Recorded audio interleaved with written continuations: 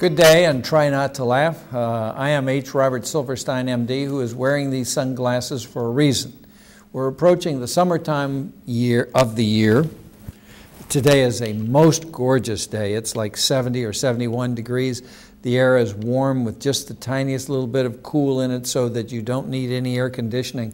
But I want to show you these sunglasses because, first of all, as you see, I have glasses on. And then I'm able to put these sunglasses on over. We've developed this culture of worshiping the sun, and in so doing, not only have we increased the risk of skin cancer, but also eye disease.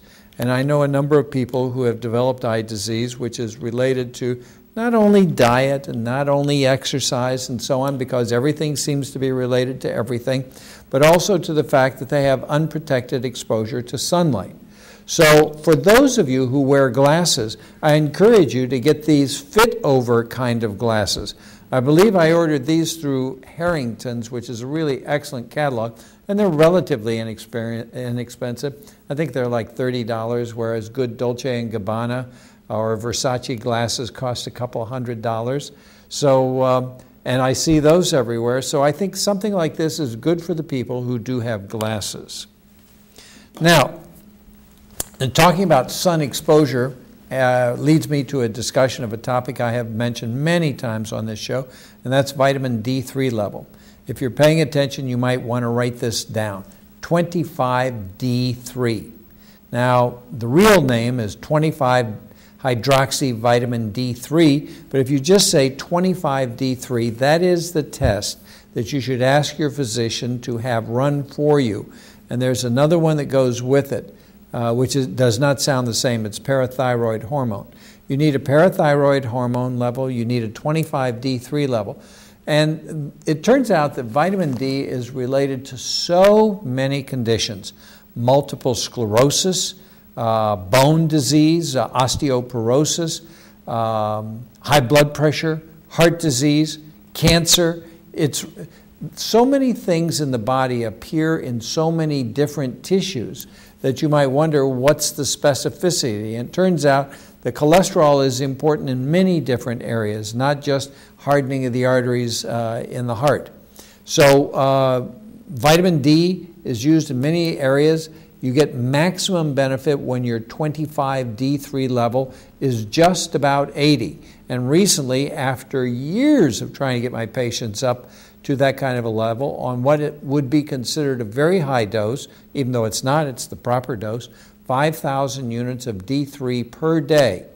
So I would like you to think about having your 25D3 level measured along with serum parathyroid hormone, which I sort of say like this because your doctor will probably know which one to order, and if not, have your doctor call me. I'll be glad to speak to him and say, yes, it's the serum parathyroid hormone and the 25-hydroxy vitamin D3 test, and you order those two things, and then when your results come back, what you want to do is get that 25D3 level with treatment, which generally requires 2, 3, 4, 5,000 units per day.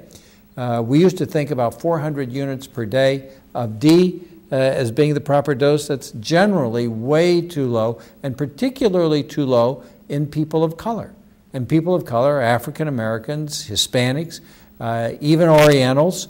They have lower levels than do Caucasians. Next, today is Tuesday, so naturally I showered today, and I used one of my favorite antiperspirants, underarm deodorants, and it is Lavilin. It's an expensive little black plastic container like this. It's about that big around, and it's about that thick, and you just take the littlest bit of this and put it under and it works for days. So I wanted to mention that because that is truly one of my favorite products. Now, I want to discuss what is rapidly becoming my favorite blood pressure medication. And that is a medication made by, let's see, I think it's by Forest Pharmaceuticals. Yes, I'm not good with those kinds of things. It's also marketed by Sankyo, Daiichi Sankyo.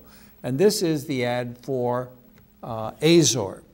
I like it because the pill size is relatively small and it's very effective. It is not too effective, but I give it at night so that it has less of a punch to it and it sort of gently comes in. As a matter of fact, I always start very low and build up slowly. So to save money, this is what for my patients, what I do is I write for the highest dose. And I ask them, do you think you can cut your pills in a quarter reasonably accurately? There'd be a lot of doctors who would say, that's not possible, you're going to end up wasting. No, you cut the pill over a plate and you save the chips. You take the chip tonight and you take the chunks on down the road so that you don't lose a thing. And it does not, there would be doctors who would argue what I'm about to say is terrible.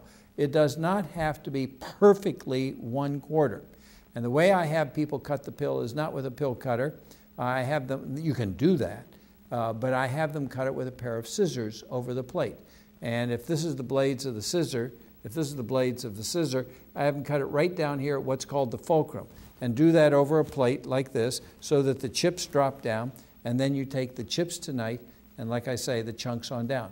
1 tablet of 10/40 can be broken down into 4 tablets of 2.5/10.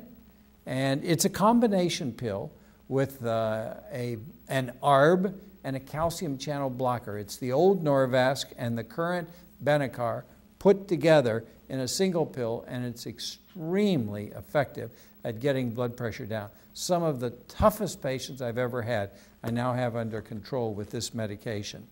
There is another product on the market called X-Forge, and that is the old Norvasc with Diovan. But that is a huge pill, and that's one of the reasons I don't recommend it. But that may work out for better for people who have a little problem with cutting pills accurately because it's a sufficiently bigger pill that they will be able to cut it up. The usual dose of Azor, which is the pill that I'm recommending here, the usual dose of Azor turns out to be the 10/40 half tablet at bedtime. And the way I work up to that is 1/4 every other night for a week, 1/4 every night for a week, and then 1/2 at bedtime from then on. And because it's half of the pill, then you get to go twice as far with a 30 or 90-day supply. So it cuts down on your co-pays.